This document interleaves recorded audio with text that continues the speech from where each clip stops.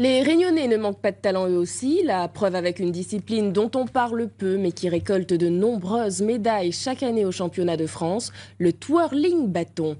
Justine Waro en est la reine, la double championne de France a tout appris dans son club de la rivière Saint-Louis et c'est désormais elle qui entraîne la nouvelle génération.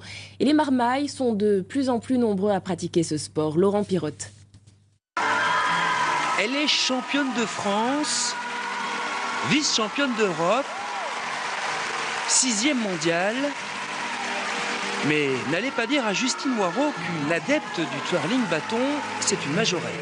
On n'est pas du tout des majorettes, même si le twirling bâton descend des majorettes, mais il a beaucoup évolué depuis.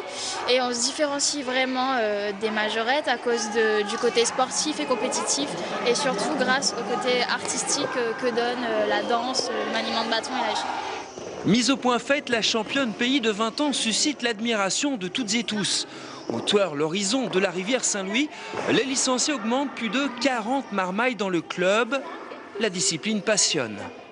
Tous les mouvements, ce qu'on fait, les copines aussi. On a de beaux mouvements et notre but principal, c'est aller aux compétitions de France. C'est facile, mais après, des fois, c'est difficile. Et ça vous plaît? Oui. Qu'est-ce qui vous plaît dans le twirling? Tout. La gym, le bâton, les profs et les copines. De la danse, de la gymnastique et du maniement de bâton, le twirling est devenu à La Réunion une discipline sportive complète. Pour preuve, les garçons encore timides font leur apparition. On a un faible taux de garçons encore parce qu'ils n'osent pas forcément venir s'inscrire, mais il faut rappeler que le twirling bâton c'est un sport mixte et donc c'est ouvert aussi aux garçons. On a de très bons résultats d'ailleurs dans le Une grande salle, une entraîneuse talentueuse et bien entourée, de quoi motiver les plus jeunes à se lancer dans l'aventure.